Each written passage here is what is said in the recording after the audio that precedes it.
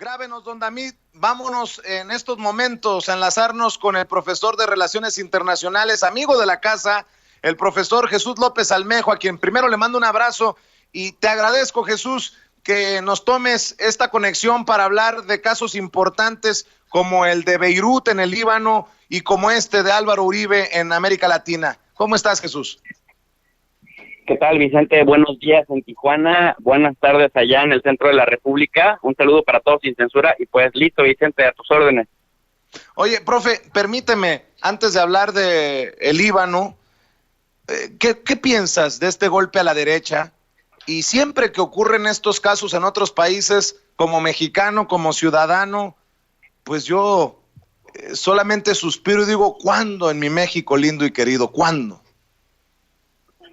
Mira, querido Vicente, como soy académico, necesito explicarle a la gente paso por paso a partir de esta primera premisa. A la derecha le sigue saliendo muy barato, a Álvaro Uribe Vélez le sigue saliendo muy barato, que solo lo estén acusando de dos cosas, de soborno y de fraude procesal. ¿Por qué fraude procesal? Porque desde el año 2012, el ahora senador también, Iván Cepeda, había hecho una especie como de debate de control político en la Comisión Segunda de la Cámara, sobre unas investigaciones, Vicente, que debían realizarse por crímenes de lesa humanidad cometidos en municipios en el nordeste de Colombia antioqueño por paramilitares, por grupos paramilitares. Recordarle a la gente que los grupos paramilitares son grupos armados, con alto poder destructivo, bien organizados, con entrenamiento militar, muchas veces desde Israel incluso entrenados, que en su disputa en contra de las guerrillas, la guerrilla es la izquierda, digamos, que tomó las armas, en este caso las FARC y algunas otras células de la izquierda, que entonces los grupos paramilitares y gente como Álvaro Uribe justificaba la existencia de grupos paramilitares para combatir a la guerrilla, porque decían que el Estado no tenía el poder suficiente en ese momento para combatirlo. Entonces llegaban a pueblos, hacían matanzas, generalmente de los hombres en épocas o en edad de luchar, y decían también que por ser cómplices les ponían a otros pueblos el ejemplo de lo que les sucedería si no delataban a la guerrilla, si no delataban a la gente vinculada con la guerrilla. Entonces, en el año 2012, el congresista Iván Cepeda dice, oigan, es justo que hablemos de las matanzas en el nordeste de Colombia, en San Roque, en otros lugares en donde Álvaro Uribe Vélez y su hermano pues llegaban con grupos paramilitares a hacer limpiezas étnicas, a limpiar literal los pueblos. Entonces, en ese contexto, Álvaro Uribe, en su defensa, declaró que Iván Cepeda había estado comprando testigos para poderlo, de alguna manera, acusar, ¿no? Con unos juicios ahí, con testigos comprados y raros. Sin embargo, esto va a dar un giro muy importante, Vicente, porque Cepeda logra demostrar, y por eso es que la Corte Suprema de Justicia de Colombia lo apoya, le da la razón más que apoyarlo, porque la Corte anuncia que no va a investigar a Iván Cepeda, quien había sido denunciado por Uribe por presunta manipulación de testigos. ¿Por qué? Porque se comprueba en el desahogo de pruebas que es Álvaro Uribe quien estaba comprando testigos para que dijeran que Cepeda estaba comprando testigos. Ya sabes, la derecha suele aplicar la inversa, te acusan de lo que es.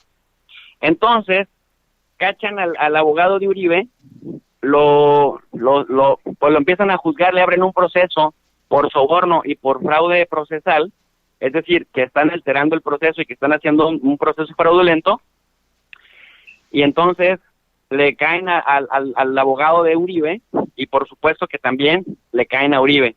¿Y por qué yo digo que le salió barato al Felipe Calderón colombiano? Porque es uña y mugre con Felipe Calderón. Bueno, hoy el mismo Vicente Fox, que no se puede quedar callado, que cuando parece que ya le llegó la sensatez de la senectud, calladito se ve más bonito, hoy sale también a solidarizarse con su amigo del alma Álvaro Uribe. Imagínate de lo que estamos hablando. O sea, para que la gente vea que en el mundo estamos interconectados y que no solamente lo que pasa en un país tiene que interesarnos porque está pasando en nuestro propio país, sino lo que pasa en otros países tiene que interesarnos porque está interconectado con nuestro país y con nuestra realidad cotidiana también. Bueno, en ese orden de ideas, la palabra fraude procesal es muy importante porque es la alteración de todos los procesos que han permitido a Álvaro Uribe, digamos, librarse de las más de 60 acusaciones que tiene por asesinato, por crímenes de lesa humanidad, por vínculos con el narcotráfico y también por otro fraude procesal al que se le conoce, querido Vicente, como los falsos positivos.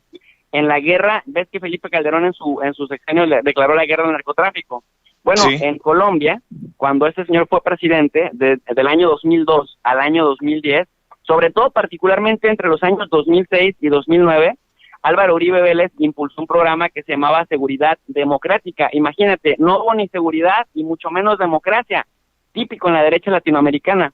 Entonces, en este programa de Seguridad Democrática, el gobierno de Álvaro Uribe Vélez daba una especie como de incentivos al ejército y a las fuerzas de seguridad por dar resultados positivos.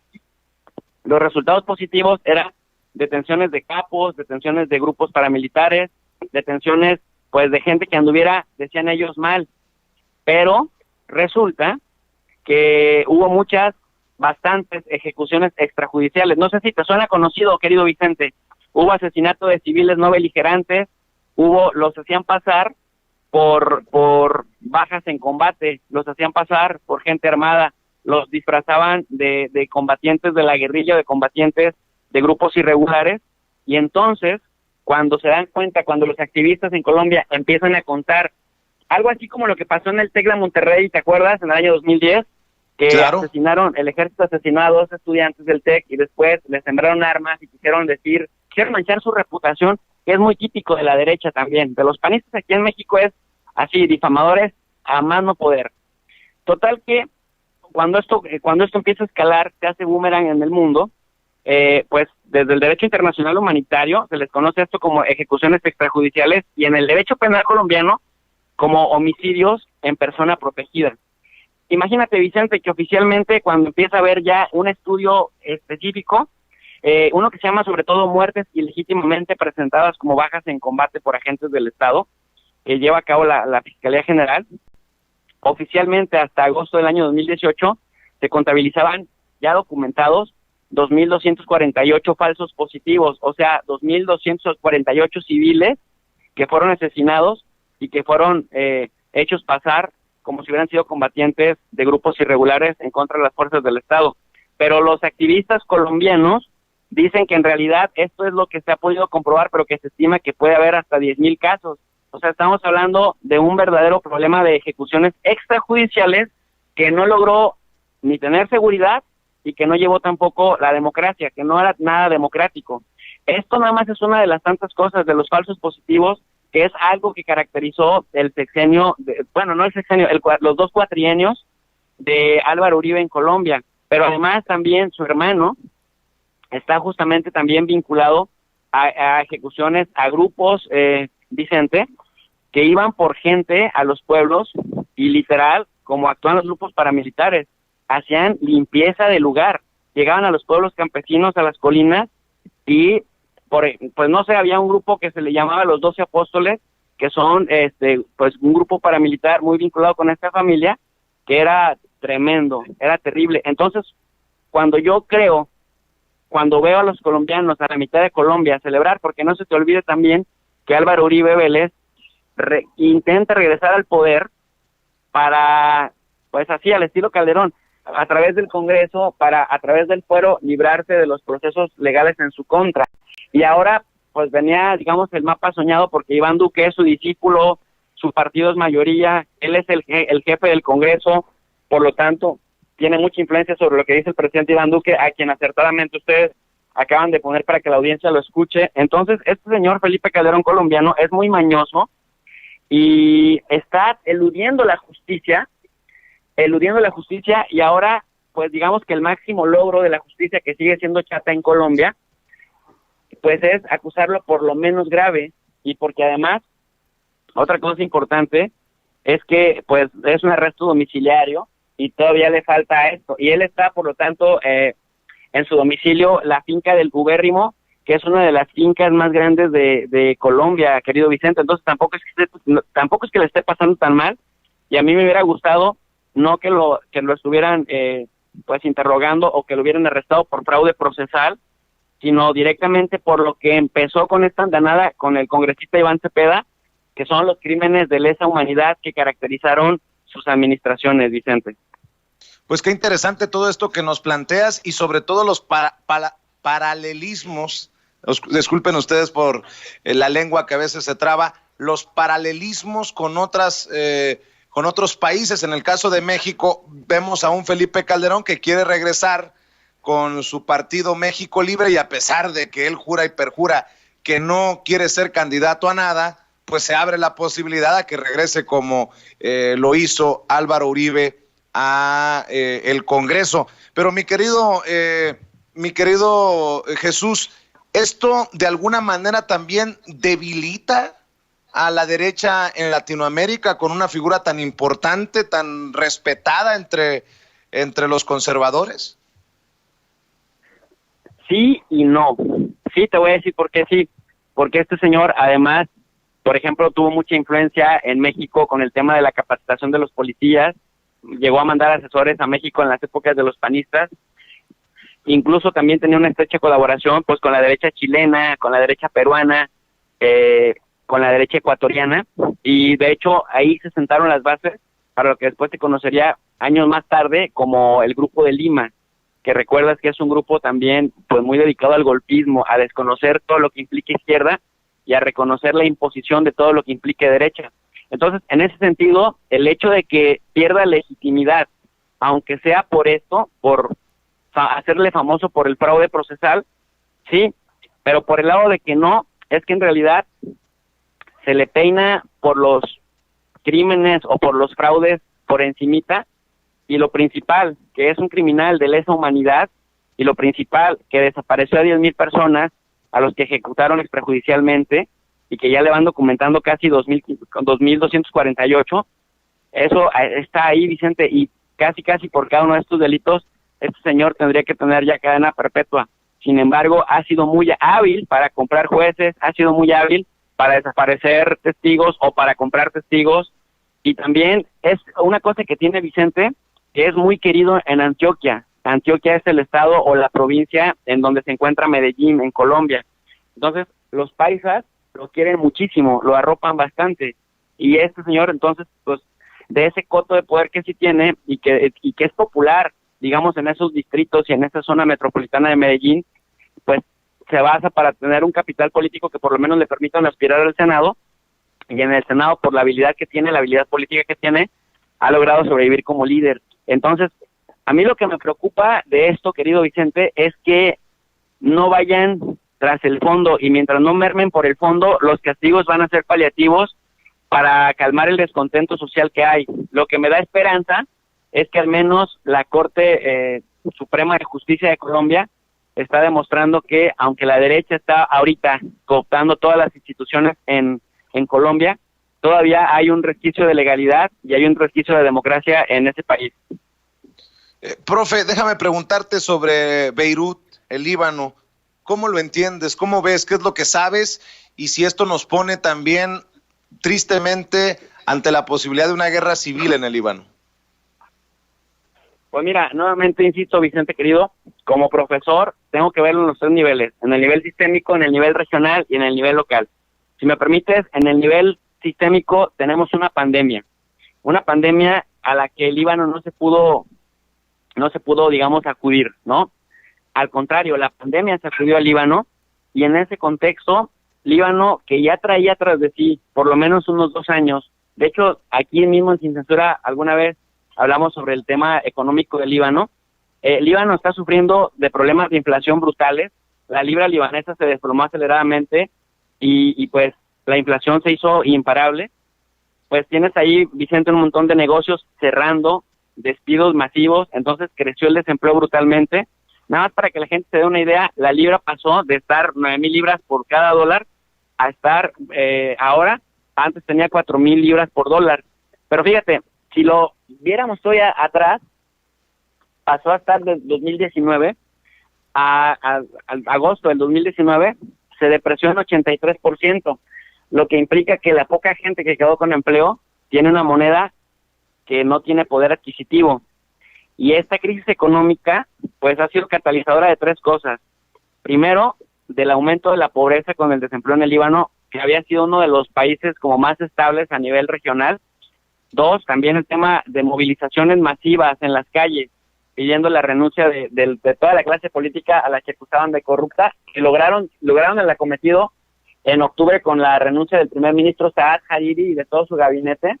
Y 3, pues el tema siempre vigente de los brotes de violencia que puede haber, no solamente al interior del Líbano, sino también pues en contra de Israel, ¿no? Que es el enemigo con el que constantemente mantienen tensiones. Entonces, en el plano regional, en el plano sistémico, ya vimos, no fue, digamos, también lo sacudió la pandemia brutalmente, pero sobre todo agudizó lo que ya venía pasando. En el nivel regional, el Líbano se le conoce como una arena de disputa de agendas externas, de agendas internacionales. Ahí tiene sus tentáculos Israel, ahí tiene sus tentáculos Irán, ahora es Siria, pero anteriormente o históricamente había sido Líbano el terreno de disputa indirecta entre Irán e Israel, en donde Hezbollah como actor importante, Hezbollah, esta organización chiita, que ha sido un grupo paramilitar, pero que también es partido político, a la cual pues la Unión Europea, el mismo Israel, Estados Unidos, reconocen como una organización terrorista, pero que ellos a sí mismos se identifican como una organización política de tinte social, y por eso ha sido muy exitosa en el capital político. Particularmente estos, han sido, digamos, el coco de Israel, son los que de alguna manera han impedido que Israel también vaya a ocupar el Líbano como ocupa los territorios palestinos, pero también con la ayuda de Bashar al-Assad y con ayuda de Irán, es decir, del triángulo chiita que se da ahí en esta región. Entonces, ¿qué pasa? Hay varias hipótesis, Vicente, ya en el plano interno. Cuando uno se pregunta qué pasa y quiere uno entender qué pasó, no se puede asegurar nada porque ni siquiera las mismas autoridades del Líbano lo han sabido qué pasó. Pero hay varias hipótesis. La primera tiene que ver con que sea un simple accidente y que estos materiales que estallaron pues no hayan sido cuidados con el protocolo debido. Entonces, esa es una hipótesis, ¿no? Que explotó una estancia de nitrato de sodio que se utiliza como fertilizante y como conservante de alimentos y también para producir explosivos. Entonces, tal vez en esta primera hipótesis de un accidente a simple vista, de que no hubo el protocolo necesario para cuidar material explosivo que estaba ahí acumulado desde hace como 6 años, desde el año 2014, es una hipótesis. Está la hipótesis 2. La hipótesis 2 es que probablemente, como Hezbollah mantiene numerosos sitios de almacenamientos y producción de explosivos en todo el país, porque finalmente, Vicente, yo te decía algo muy importante, Hezbollah se enfrenta a uno de los principales poderes militares del mundo, que es Israel, y mantiene una constante tensión en la zona fronteriza, aunque está la UNIFIL, a veces interceptan drones, a veces Hezbollah intenta pasar también a Israel, y están ahí en el estira y afloja. Entonces Hezbollah, con ayuda de Irán y también con ayuda de Bashar al-Assad y a veces incluso de Rusia, tienen armamento distribuido en muchas ciudades, pero principalmente en Beirut, que es la capital, y es un lugar donde opera bastante bien el Hezbollah, incluso mejor que el ejército libanés. Entonces la segunda hipótesis es que al mismo Hezbollah le haya fallado y haya explotado. También se maneja la hipótesis de pues que no querían, como están a punto de hacer un veredicto el viernes en Naciones Unidas sobre el asesinato del ex primer ministro Rafik Hariri del año 2005, que su carro fue explotado también. Entonces se dice que también es una especie como de cortina de humo para llamar la atención, pero mira, sería ilógico, me parece un poco ilógico y también irresponsable esta segunda hipótesis de que Hezbollah lo haya hecho para sacudir, digamos, las conciencias, porque Hezbollah, algo que ha trabajado mucho entre el pueblo libanés, sobre todo en los musulmanes de corte chiita, es ganar legitimidad. Entonces, esto que vimos ayer automáticamente hace que pierda toda legitimidad ante la gente que le sigue y que por años ha venido trabajando.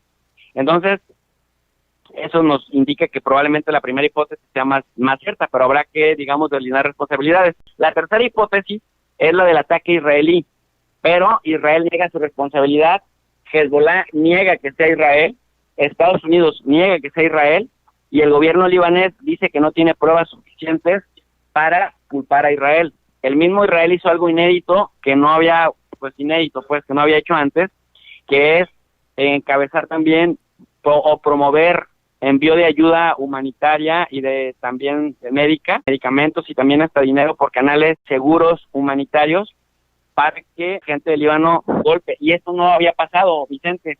no había pasado porque pues el mismo Israel ha infligido bastantes daños a la infraestructura libanesa y cuando ha entrado en batallas en contra del Hezbollah también ha matado población civil. Sin embargo, en este momento, o sea, es nuevo, primero que Israel niegue un ataque porque generalmente Israel siempre se responsabiliza de sus ataques para generar miedo en el contrincante. También Hezbollah lo primero que suele hacer es culpar casi de todo Israel, pero ahora, pues lo curioso es que ni siquiera Israel reconoce, ni Hezbollah reconoce, ni Estados Unidos reconoce, y el gobierno de Líbano, como te digo, dice no tenemos pruebas. En conclusión, entonces, estos más de 100 muertos y los que se van a seguir encontrando a lo largo de las horas y de la semana, y estos más de 4,000 heridos, todavía no tienen un responsable, pero hasta este momento todo va apuntando a falta de cuidado y de un protocolo en el cuidado de la concentración de explosivos en lugares que no están preparados para ello, Vicente. Pues qué interesante esto y estamos al pendiente de la magnitud de la tragedia porque hay miles de heridos, hay decenas de muertos y obviamente esto podemos pensar que no se va a quedar así, que tendrá repercusiones en esa región por lo menos. Y pues, profe, ¿por qué no te despides invitando a la gente para que siga la cobertura que estás haciendo en tu canal de YouTube? Muchas gracias, Vicente. Nada más un último comentario, decirle a la gente que aunque parece que el Líbano está muy lejos, así como dijimos de Colombia, que aunque parece que está muy lejos, tenemos una interacción tremenda con Colombia. Bueno, en el caso del Líbano, decirle a la gente que la comunidad migrante en México más grande es la libanesa.